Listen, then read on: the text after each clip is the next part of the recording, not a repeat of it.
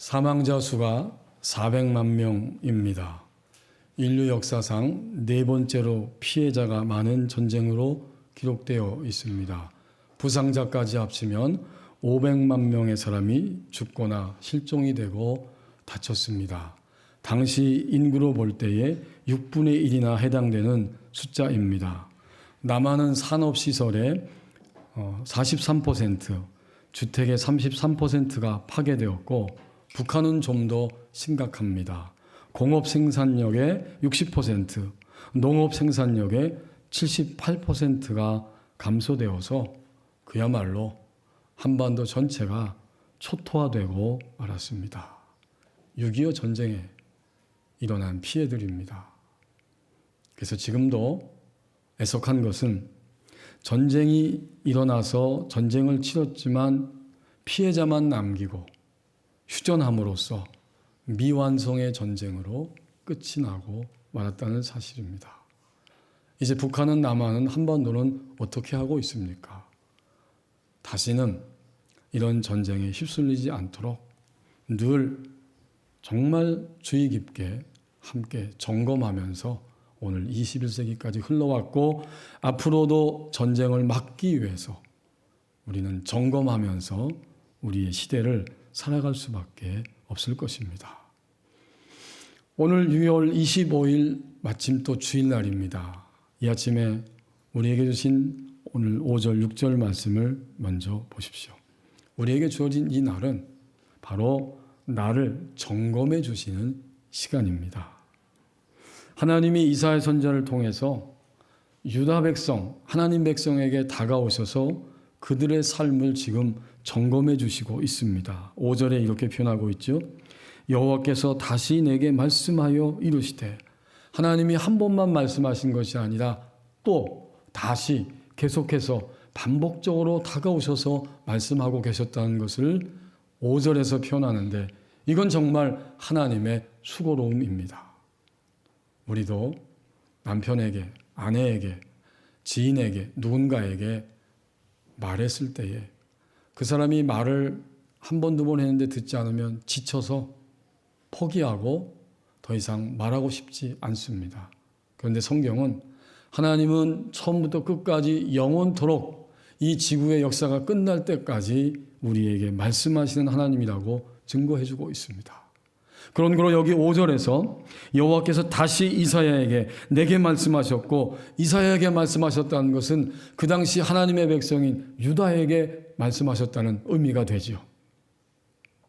하나님은 끊임없이 말씀하고 계십니다. 처음부터 아담과 하와가 창조되었을 때 그들에게 스스럼 없이 말씀하셨고 그들은 스스럼 없이 들었어요.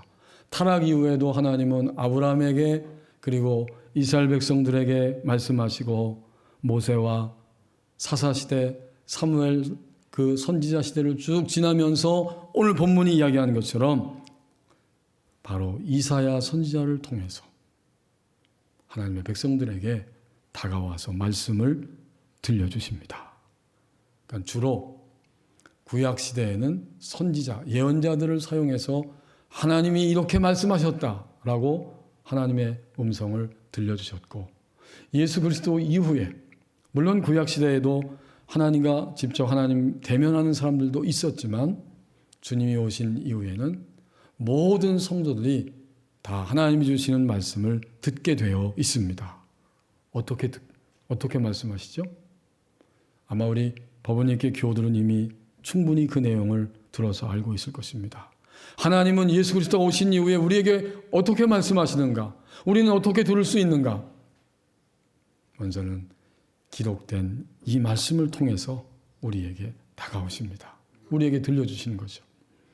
그 다음엔 선포되는 말씀, 강단을 통해서 주의 종도를 통해서 선포되는 말씀을 통해서 나에게 들려주고 있어요.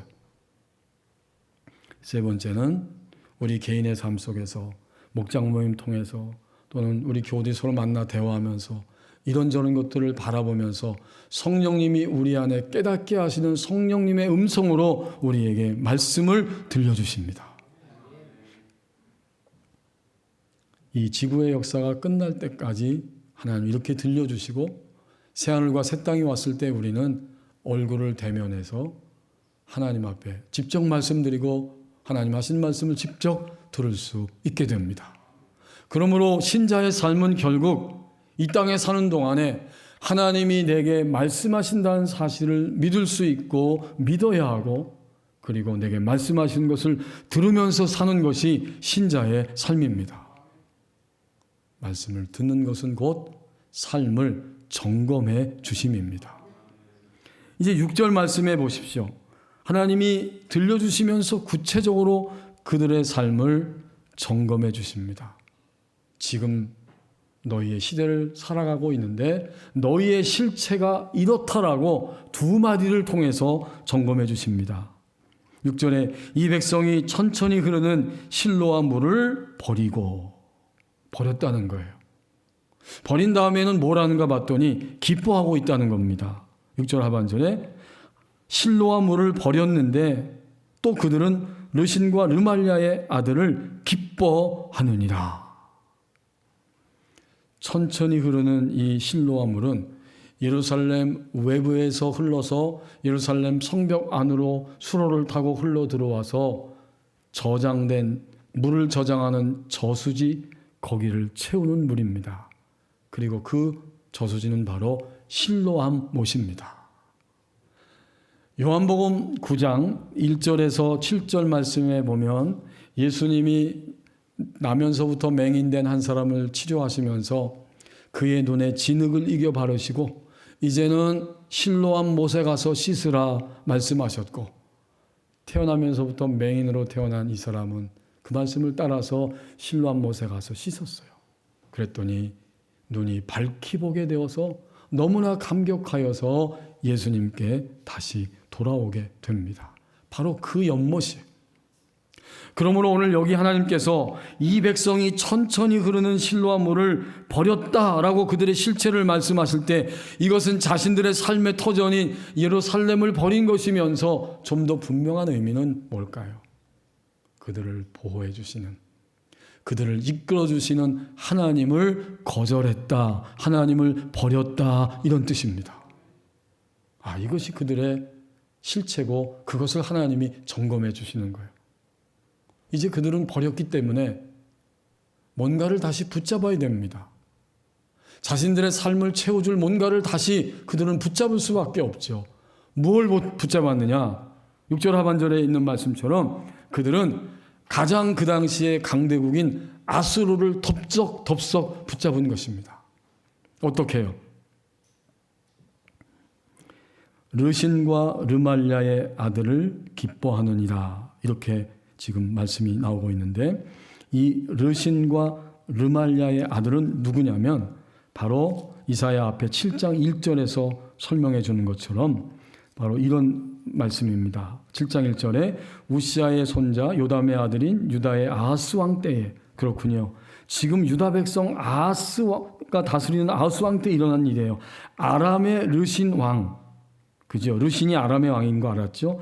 그 다음 르말랴의 아들은 누구냐면 이스라엘의 베가 왕입니다.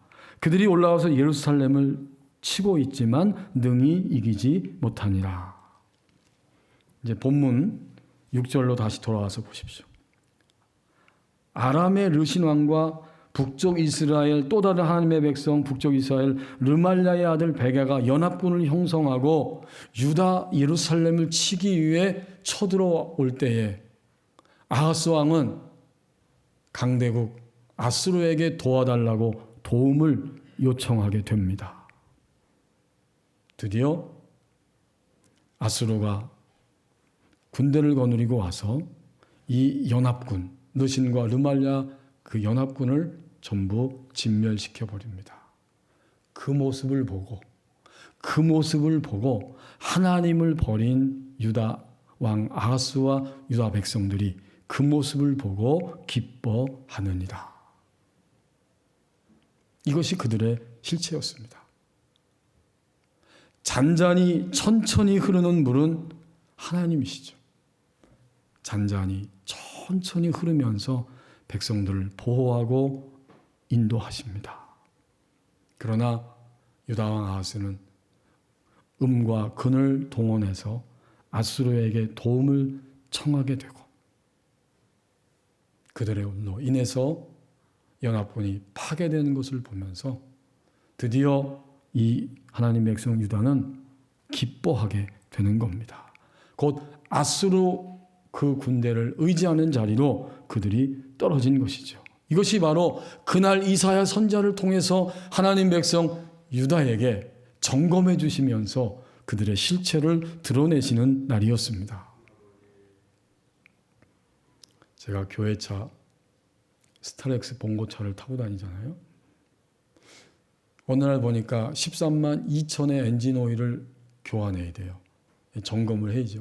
근데 그걸 확인을 했지만 또 막 생활하다 보니까 잊어버려서 한 2주 전에 깜짝 놀라서 보니까 13만 2천에 갈아야 할 엔진 오일이 13만 3,800까지 왔어요. 1,800이 더 초과된 거예요. 그날은 다른 거를 밀어놓고 카센터에 가서 엔진 오일을 갈았습니다. 교환했어요. 딱 차를 정차시키고 이게 너무 지나서 와서 이거 괜찮을까요? 물어봤더니 그 사장님이 괜찮습니다. 목사님 이 정도는 이렇게 이야기하더라고요. 제가 안심했어요. 1800km나 초과했는데 괜찮다고 그러네. 괜찮은 거구나. 좀 안심을 했습니다. 점검하고 나니까 안심이 되는 거예요.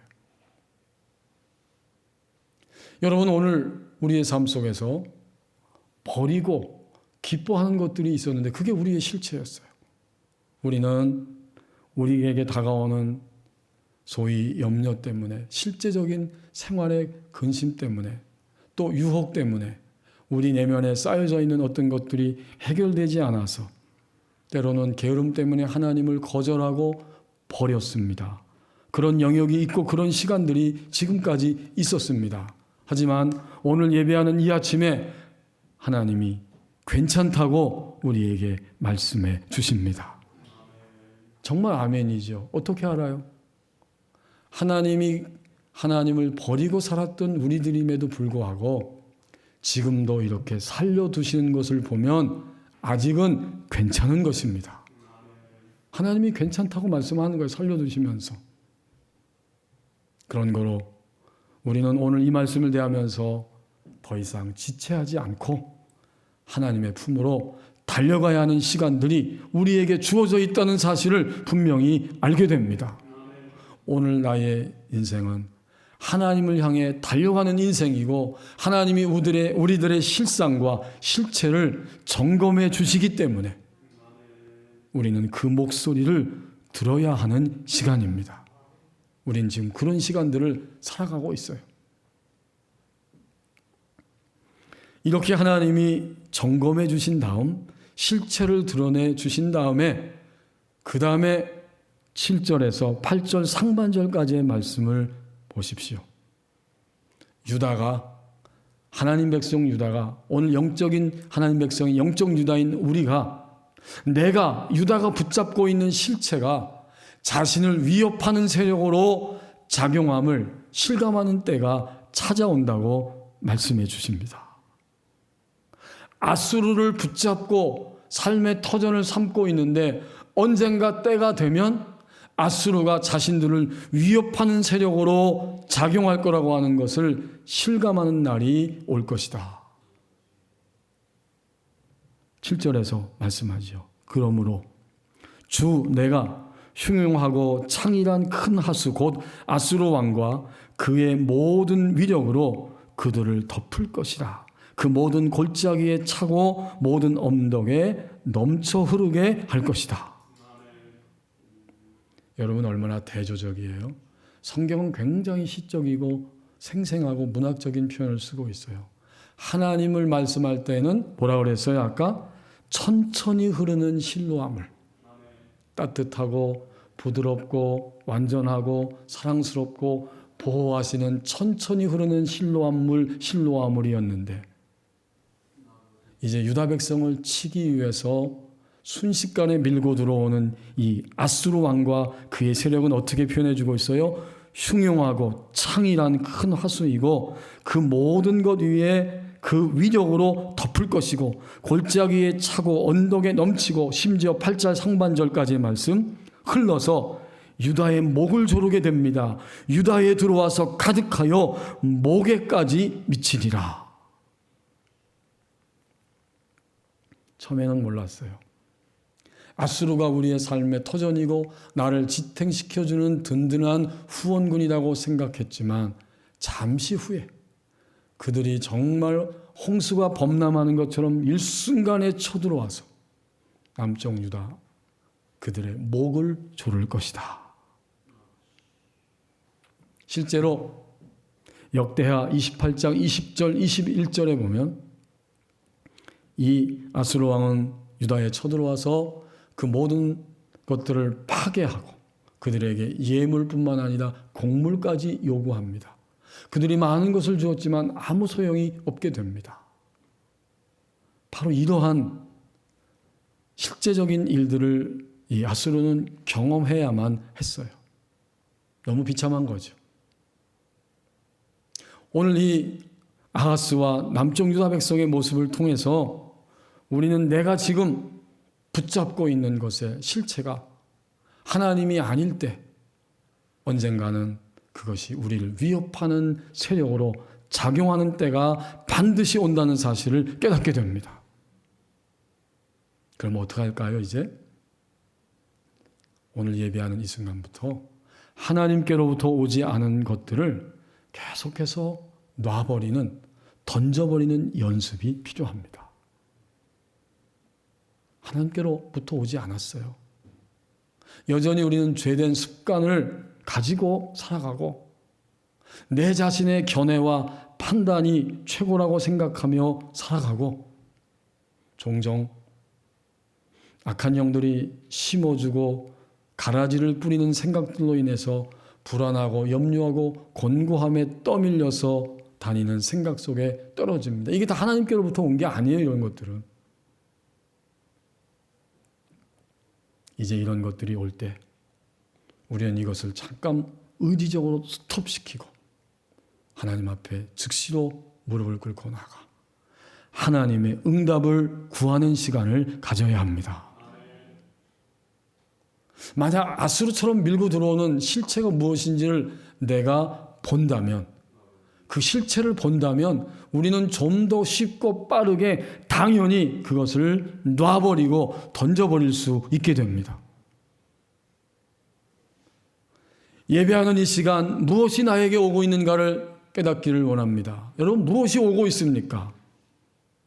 나에게, 내 안에. 가장 첫 번째로 하나님이 내 안에 오십니다. 하나님이 우리 안에 영으로 오시기 때문에 우리는 오늘도 이 예배 자리에 나올 수 있게 된 거지요. 이건 너무 틀림없어요. 안심하십시오. 하나님이 신자된 내 안에 찾아오십니다. 두 번째는 나 자신이 나에게 찾아옵니다. 여러분 정말 그래요. 하루에도 흔히 하는 말로 12번도 더 나 자신이 나를 들볶으면서 내 안에 스스로 찾아오고 있어요. 그것은 너무나 우리가 익히 아는 것처럼 나의 판단이요, 나의 감정이요, 나의 의지요, 나의 지식들입니다. 이게 나쁜 것만은 아니에요. 그런데 종종 우리는 그런 감정과 지식과 의지를 가지고 있음에도 불구하고 평안하지 못하고 온전하지 못하고 거룩하지 못합니다. 그래서 문제가 되죠. 이건 어쨌든 내가 나에게 온 거예요. 우리 버은의 교우들은 이 말씀을 계속 앞으로 들을 것이지만 사탄과 그의 졸개인 악한 영은 아주 간교하고 다양하게 기가 막힌 속임수를 통해서 우리의 내면에 찾아와서 우리를 흔들어 놓습니다. 그래서 함께 말씀을 나누는 것처럼 하나님께로부터 오지 않은 것이라면 우리는 그것을 즉시로 스톱하고 주님께 기도하고 빨리 놔버리고 던져버리는 연습이 필요합니다. 유다의 왕 아하스와 그 백성들은 아수르가 하나님께로부터 온 것이 아니라는 것을 모르기 때문에 아수르를 덥석 물어버린 것이죠. 오늘도 우리는 아수르를 덥석 물고 살아갑니다. 하나님께로부터 온 게 아니에요. 그것은.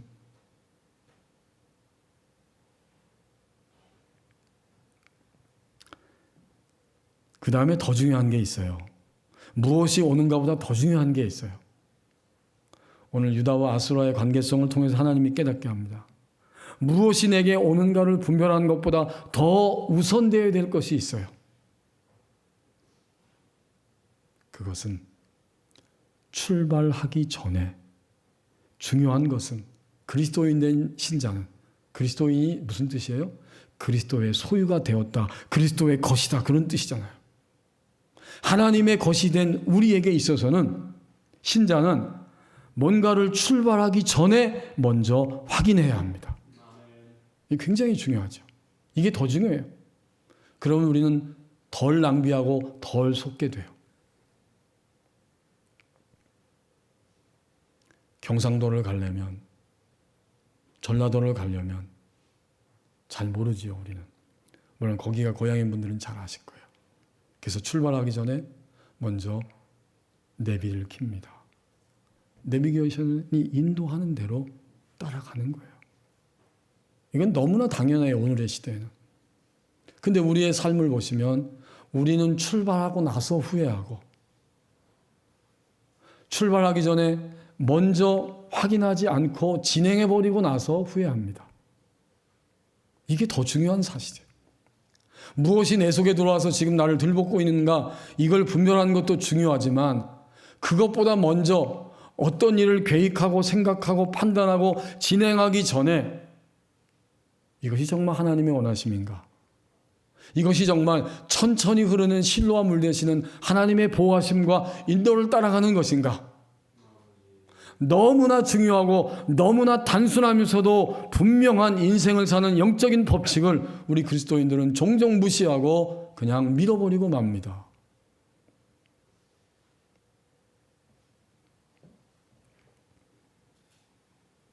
그래서 후회하고요, 손해를 보고 낭비합니다.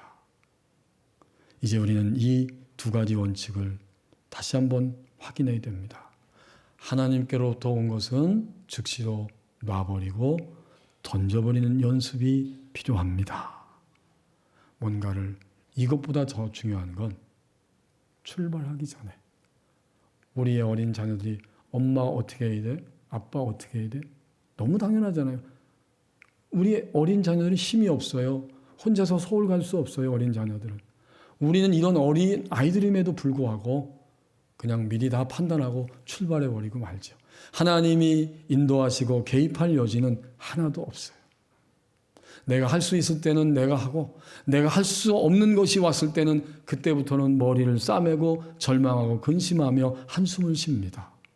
이건 정말 그리스도인의 삶이 아니에요. 성경이 말하고 있는 신자의 삶이 아닙니다. 신자의 삶은 천천히 흐르는 실로와 물 되시는 생명수를 흘러보내시는 하나님을 붙잡고 그분의 인도를 묻고 그분의 인도를 따라서 진행하고 살아간 것이 신자의 삶입니다. 이 시간 즉시 결단하십시다. 나의 선이든 누군가의 선함이든 어떤 선함으로 왔든지 선함은 선함이지만 그 전에 하나님의 길이 완전한 선함입니다. 그러니까 출발하기 전에 확인해야 돼요.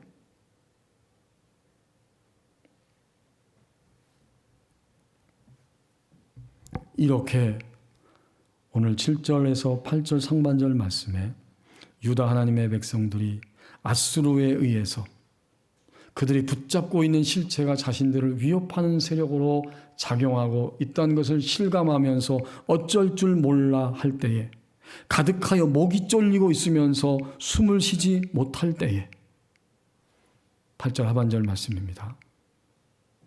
우리의 연약함에도 불구하고 임마누엘의 약속을 붙잡고 출발하게 하십니다.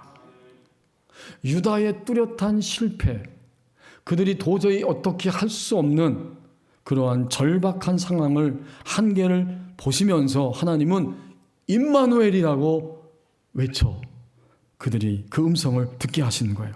8절 하반절 보세요. 임마누엘이요 그가 펴는 날개가 내 땅에 가득하리라 하셨느니라. 사실 이 말씀은 좀 다른 견해들이 많이 이렇게 저렇게 있긴 한데 이 임마누엘이 성경에 지금 중간에 들어가 있지만 원문 성경에 보면 임마누엘은 제일 마지막에 나옵니다. 이런 뜻이에요. 흘러 유다에 들어와서 가득하여 목에까지 미치리라. 그가 펴는 날개가 내 땅에 가득하리라 하셨느니라. 그리고 나서 오 임마누엘 이렇게 기록되어 있습니다. 어떤 의미가 있겠습니까? 유다의 한계, 오늘 예배하는 나의 한계, 뼈아픈 실패, 뼈아픈 실책, 많은 것들이 있어요. 그 실책 때문에 유다는 목이 쫄리게 되고 그 아수르가 몰려와서 목에까지 미치고 그가 펴는 날개가 온 땅에 다 가득하게 덮였어요. 방법이 없고 아무것도 없어요. 그들은 단지 실패했다고 엉엉거리면서 울고 있을 뿐입니다. 하지만 항상 해결책은 주님께로부터 와요. 이게 주님의 사랑이죠. 그래서 이사야 선지자의 외침이면서 이사야 선지자를 통해서 그들에게 우리에게 들려주시는 음성입니다. 임마누엘이요. 이 말씀이 무슨 뜻인지는 너무 잘 알고 계시잖아요. 마태복음 1장 23절에서 보라 처녀가 잉태하여 아들을 낳을 것인데 그 이름을 임마누엘이라 하리라. 이를 번역한즉 하나님이 우리와 함께 계시다 함이라. 가득가득 넘쳐흐르는 아수르의 세력만 가득하기 때문에 볼 수가 없는데 하나님은 그 연약한 실패 자리에서 임마누엘을 외쳐주고 계십니다. 하나님이 함께 하신다. 함께 계신다. 이 단순하고도 생명적인 진리의 말씀, 이것을 언제나 붙잡고 사는 것이 바로 오늘 신자된 우리의 삶입니다. 우리가 예수님을 믿을 때 놀라운 축복이 이거예요. 하나님을 믿는 순간이요. 하나님은 어디 계세요? 우리와 함께 계십니다. 이건 변함없는 놀라운 진리요 축복이에요. 그런데 임마누엘이라는 단어를 우리가 묵상할 때에 이 임마누엘이 완성되는 것은 두 가지 면을 가지고 있다는 사실을 깨닫게 됩니다. 하나님이 우리와 함께 계시다는 것은 너무나 분명하고 당연한 진리인데 그 다음 또 한 면은 뭘까요? 이제 눈치채셨죠? 임마누엘이라는 말씀이 오늘 실제화되어서 내 삶 가운데 생명으로 풍성하게 흘러가고 열매가 맺혀지려면 바로 우리가 하나님과 함께 해야 합니다. 이때 임마누엘이라고 하는 이 생명의 단어는 완성이 되는 거예요. 하나님은 우리가 범죄할 때도 함께 계세요. 그걸 그냥 묵묵히 가슴 아파하시면서 보고 있는 거죠. 우리는 범죄한 자리에서도 이 말씀을 기억할 때 벌떡 일어나서 나와 함께 계신 하나님께 고백하고 회개하고 그 즉시로 하나님 편에 서야 합니다. 지난주에도 말씀을 나눴지만 하나님은 100%예요. 100% 임마누엘 하나님은 우리도 역시 점점 인생을 살면서 완전할 수는 없겠지만 100%를 향해서 임마누엘, 임마누엘, 나도 하나님 곁에, 나의 인생도 하나님과 함께 이러한 삶을 향해 나가기를 원하십니다. 그것이 그리스도인의 승리예요. 그때 그리스도인의 삶이 안식을 누리고 하나님의 능력으로 복음과 생명을 증거하는 자리까지 나갈 수가 있게 됩니다.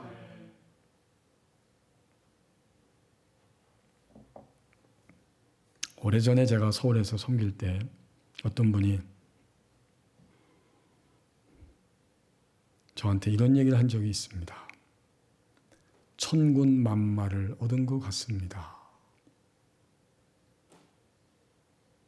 제가 그 교회를 섬기면서 그 교회, 제가 맡은 교구는 아닌데 영어를 굉장히 잘하는 통역사 한 분이 있었어요. 근데 그 집사님이 어느 날 제가 평일날 이 교회 이제 교육자실에 앉아서 이렇게 문을 열고 나가는데 그 전부터 우리 교우니까 알긴 알죠. 같은 교회니까. 계단을 타고 쭉 급하게 올라가고 있어요. 근데 제 마음에 왠지 저 집사님에게 뭔가를 말해야 된다는 생각을 강하게 주셔서 제가 올라가는 그분을 조금 빨리 걸어서 불렀어요. 근데 하나님께서 저에게 저 집사님은, 저 가족은 미국으로 가야 된다, 이런 생각을, 영어를 워낙 잘했고 통역사니까 가족이 함께 미국으로 가야 된다라는 그런 마음을 주신 거예요. 그래서 제가 가서 그분에게 있는 그대로 얘기했어요. 굉장히 놀라더라고요. 그날 가족들이 고민하다가 결정했어요. 우리는 애들도 어리고 여러 가지로 떨어져 있을 수도 없고, 그러니까 미국으로 가는 것을 단념해야겠다. 그날 결정을 하고 이제 담임 목사님께 말씀을 드리려고 찾아가는 중이었다는 거예요. 그리고 나니까 하나님이 오늘 우리에게, 우리의 삶 속에 내가 고민하고 부딪히는 모든 것 가운데 정말로 함께 계시는 하나님이십니다. 이걸 너무나 절실하게 실감하니까 천군 만마를 얻은 것 같습니다. 우리 싸움이잖아요. 삶도 싸움이고 우리 신앙의 삶도 싸움이에요. 근데 천군 만마를 얻은 것 같습니다. 왜요? 하나님이 나와 함께 하시는구나. 그날 이후로 그렇다면 나도 내 전인을 다하여 이제는 하나님 곁에 서는 진정한 임마누엘의 삶이 되겠습니다. 그 고백을 다 담고 그 이야기를 했다고 저는 깨닫습니다. 주님 믿고 나서 점점 행복한 신자가 있고, 주님 믿고 나서도 여전히 행복하지 않은 모습으로 살아가는 신자들이 있습니다. 누가 그런 사람일까요? 오늘 이 본문은 이 질문에 대해서 뚜렷하게 답해주고 있습니다. 오늘 이 본문에서 진정으로 행복한 사람은 딱 한 사람이에요. 누구입니까? 바로 이사야 선지자, 이사야 성도입니다.